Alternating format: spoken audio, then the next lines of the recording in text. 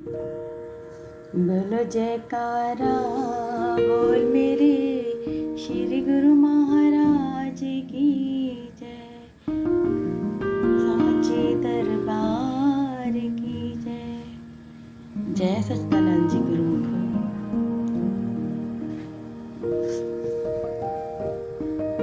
ये संसार में हम जब से आए हैं, जिन लोगों को मालूम है, जिनके माता पिता ने नाम लिया था, उन्हें मालूम है कि गुरु बिना गति नहीं है, तो नाम हमने लिया है, अपने बच्चों को भी दिलवाना है। अपने बच्चों को भी हम जब नाम दिलवाते हैं, पर उन्हें समझ नहीं आती कि उस नाम को जपना भी है, भजना भी है। अब जैसे एक इंसान शरीर से दुखी होता है, अस्वस्थ होता है, तो वो डॉक्टर के पास जाके दवाई लेके आता है, और वो जब दवाई खाता है तभी उसका रोग ठीक होता है। अब ये अध्यात्म या आत्मा के रोग हैं। कई जन्मों से जब हम आए हैं दुनिया में, हमने भजन नहीं किया, नहीं तो ये चिरकाल से दुनिया चली आ रही है, तब से हम आ रहे हैं, जा रहे हैं। मैंने तो सुना है कि ब्रह्मा जी के 100 दिन होते हैं। अभी ब्रह्मा जी का आधा समय खत्म हुआ है, करोड़ों वर्ष बीत चुके हैं, लेकिन अभी भी हम संभले नहीं। अभी भी हमें नहीं मालूम कि हमने क्या करना है, कहाँ से आए हैं। हमारे अंदर वो सवाल ही नहीं उठे कि हम कहाँ से आए हैं, क्यों आए हैं इस दुनिया में, किस लिए आए हैं, किसने हमें भेजा है। जब हमारे अंदर सवाल उठते हैं, हम उन्हें खोजते हैं कि हम क्यों आए हैं। शरीर के रोग तो डॉक्टर से दवाई लेकर ठीक हो जाएंगे, लेकिन जो मन आत्मा पे लगे हैं वो कैसे ठीक होंगे। नहीं तो हम इतने जन्मों से आए, भटक रहे हैं, 84 लाख योनियां। एक बार थोड़ी ना हम 84 लाख योनियों में गए हैं, पता नहीं कितनी बार 84 लाख। जरूरी नहीं है हम पहली बार मानव चोले में आए हैं, पता नहीं हमने कितने मानव चोले पाए होंगे, कितने ही रिश्ते नाते, पोता पोती, धोता धोती, कितने ही बनाए होंगे, कितने लाखों करोड़ों रिश्ते नाते छोड़ के आए हैं।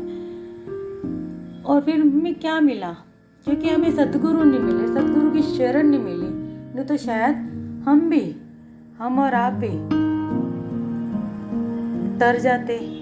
कितने लोग जिन्होंने नाम लिया, भजन किया, वो सब तर गए, पर हम बाजी हार के अपने जीवन की हम फिर वैसे चले जाते हैं, क्योंकि हमें समझ ही नहीं है कि हम करने क्या आए थे और कर क्या रहे हैं। जब जीव आता है दुनिया में, तो उसका रजक, उसका खाना पीना, सब कुछ परमात्मा ने पहले से लिख दिया है।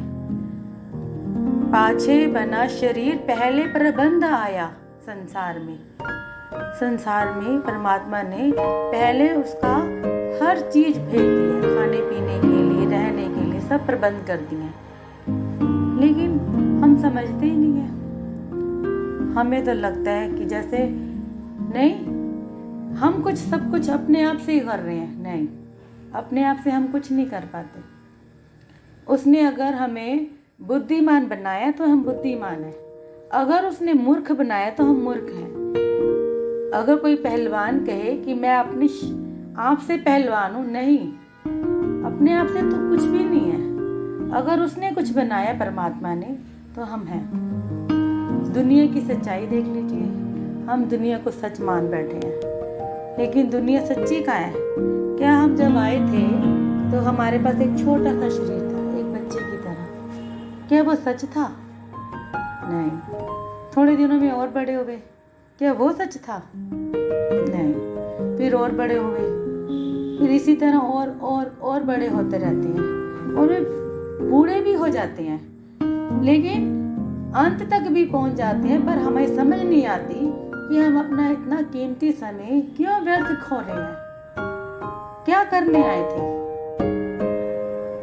खाना पीना सोना, ये तो पशु भी करता है, जीव जंतु सभी करते हैं। फिर उसमें और हमें फर्क ही क्या है? कुछ फर्क नहीं रह जाता। हमारे अंदर सोचने और समझने की शक्ति दी है। खाना, सोना और अंगों पे वस्त्र धारण करना धिक्कार है। गुरबाणी में भी यही लिखा है, गुरु नानक देव जी के आदि ग्रंथ में, कि धिक्कार है उस मनुष्य को जो अपने भलाई के लिए ये इतना अमोलक, इतना कीमती जन्म मिला है। ये आखिरी पौड़ी है। 84 लाख योनियों में ये आखिरी पौड़ी पे आप खड़े हैं। जितने भी जीव मानुष्य जन्म जिनको मिला है वो आखिरी पौड़ी पे खड़े हैं। जो नर इस पौड़ी से चूके फिर जाके नीचे गिर जाएगा। क्या आप लोग चाहेंगे कि अभी इंसान बने हो, कल को हम गाय, भैंस, कुत्ता, घोड़ा, गधा तो कुछ गंदी योनियों में जाएं? जब हम इन गिनती भी करते हैं 1 लाख तक, 84 लाख गिनती अगर आप करने बैठो काउंट, तो आपको कितने महीने लग जाएंगे 84 लाख गिनती होगा। और सोचिए हमने इतने जन्म एक एक योनि में बिताए हैं, 84 लाख योनियों में बिताए, कितने दुख तकलीफों से बिताए होंगे।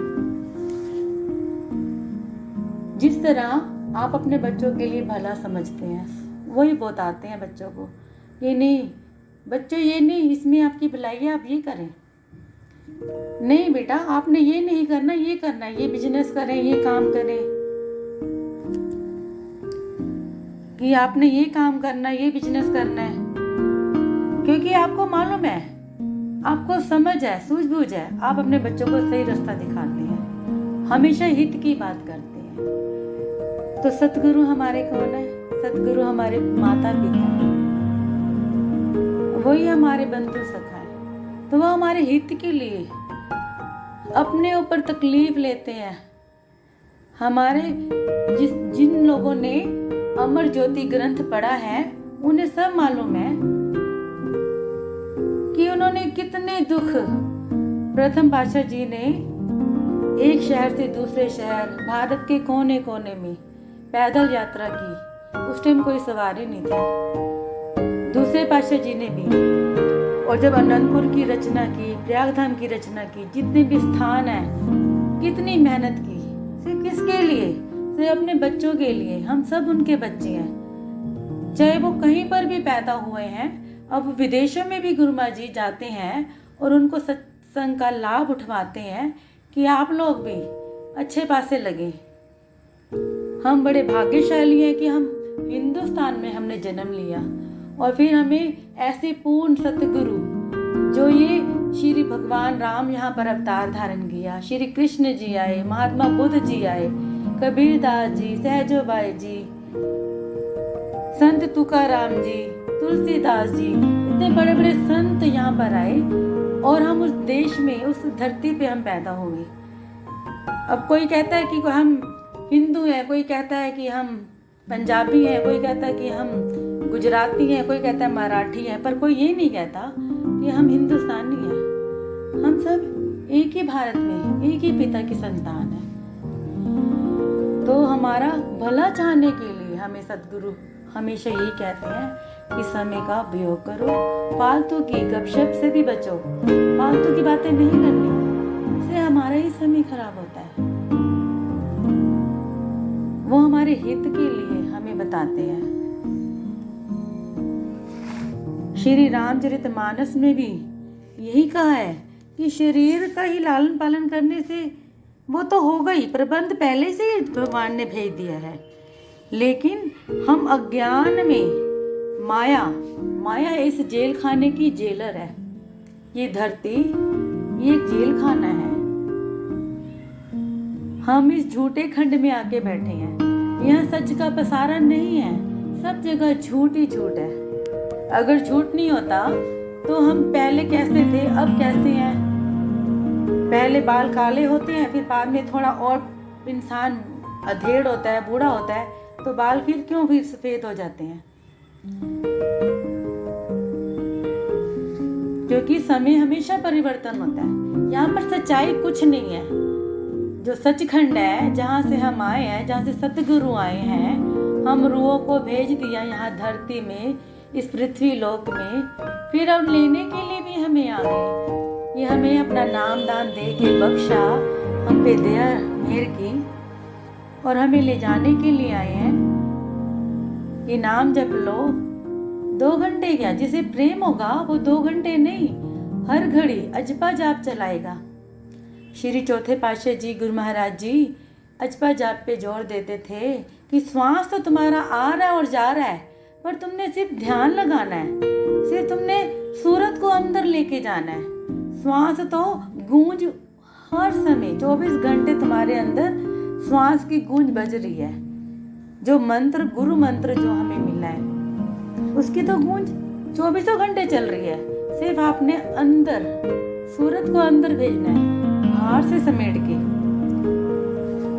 संत तुकाराम जी क्या कहते हैं, हैरान हूं मैं दुनिया के लोगों पर जो कभी खुद का भला नहीं सोचते।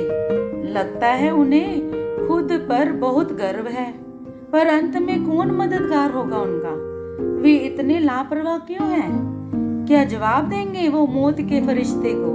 क्या भूल गए हैं कि वे उनको भी मरना है? किस बात से इतने खुश हैं वे? क्या हो गया है उनकी अक्ल को? ऐसा कौन सा काम है जिसे वे कर नहीं सकते? प्रभु को याद करने में बंधनों से मुक्ति ही तो मिलेगी। इसका कोई मूल्य तो नहीं चुकाना पड़ता उनको। पर फिर हम एक फिल्म देखने ही बैठते हैं, 3 घंटे फिल्म देख सकते हैं, लेकिन हम 3 घंटे बैठ के, गुरु नानक देव जी ने कहा है, जो सवा घड़ी अमृत वेले उठ के नाम जाप करता है तो रिद्धियां सिद्धियां उसके आगे पीछे घूमती हैं। और सवा घड़ी कब बनती है? रात के 2:15 बजे। 2:15 बजे से 3 बजे से लेके 6 बजे तक एक पहर होता है, वो अमृत वेला। और 2:15 बजे से लेके सुबह 6 बजे तक सवा घड़ी बनती है। जो 1 घड़ी भजन अभ्यास कर लेगा तो रिद्धि सिद्धियां उसके आगे हाथ जोड़े खड़ी रहेंगी। कभी अजमा के देखिए आप लोग, फिर आपको सब सच्चाई सामने आ जाएगी। हम जब इस दुनिया में आए तो हमारे लिए परमात्मा ने हमारे सारे इंतजाम पहले से ही कर दिए। हमें इसके लिए चिंता, दुखी होने की जरूरत नहीं है। दुख का मूल कारण क्या होता है? किसी चीज का लोभ। हम गुरुमुख हैं, हमें किसी चीज का लोभ नहीं करना है। तेरा भाणा मीठा लागे, उसके भाणे में रहना है। वो जो करता है परमात्मा अच्छे के लिए करता है। ईश्वर यत् करोति शोभनम करोति स्मः, अर्थात ईश्वर जो कर रहा है वो अच्छे के लिए ही कर रहा है, इसी में सबका भला है। पर हम अपने अज्ञान से के कारण सच और झूठ में फैसला ही नहीं कर पाते कि नहीं, हमें जाना किस ओर है, हमारी मंजिल किस ओर है। अभी तो इंसान के अपने हाथ में है कि वो कहाँ जाना चाहता है। सबका अपना अपना जीवन है, चाहे वो मिट्टी में रोल दे, चाहे उससे हीरे मोती खरीद ले। ये श्वास तो एक एक हीरे हैं जो बेकार में जा रहे हैं। लेकिन अगर इंसान इसमें नाम की झनकार, नाम गूंजेगा तो वो बहुत कुछ पालेगा। ये शब्द नहीं है, ये आदि व्याधि को काटने वाला वो मंत्र है। ये एक दवा है, ये वो दवा है जो जन्मों से हम भटक रहे हैं, जो हमारे अंदर शांति नहीं है। चाहे जिसके पास करोड़ों रुपए भी हैं, किसी के पास, वो भी दुखी है, फिर भी अशांत है और कमाना चाहता है। ऐसी धुन लगी है कि जैसे जितना कमाया हुआ धन सारा खुद ही खा जाएगा, और जब जाएगा तो क्या धन लेके जाएगा, सब यही छोड़ जाएगा। फिर क्या फायदा इतने धन का, जब हम एक ही मकान में अच्छे से अपना जिंदगी व्यतीत कर सकते हैं। तो इतने सारे घर, इतना धन, सब किसके लिए? अगर ज़्यादा है तो उसे दान कीजिए, गुरु सेवा में लगाइए, गुरु दरबार में लगाइए, आपका कितना कल्याण होगा। हमारे मरने के बाद हमारे नाम को कोई दान करेगा? नहीं। हमें खुद ही का जीते जी करना है, जो करना है जीते जी सब काम करने हैं। हमारे बाद हमारा कोई नहीं सोचेगा। इसीलिए गुरुमुखो, हमें शब्द हमेशा, हर समय, हर पल अपने घर के काम करते हुए। कभी हम कहीं बाहर जाते हैं, आते जाते, उठते बैठते, सोते, अजब अजाब बोल के तो करना ही है, लेकिन अगर श्वासों द्वारा किया जाए तो और भी अधिक अच्छा है। इससे क्या होगा, आपको धुन सुनाई देगी कानों से। जब आप शोर शराबा, चारों तरफ शोर शराबा ही है, अगर आप एकांत में एक कमरे में अलग से बैठ के करते हैं तो आपको बहुत भला होगा। जय सच्चिदानंद जी।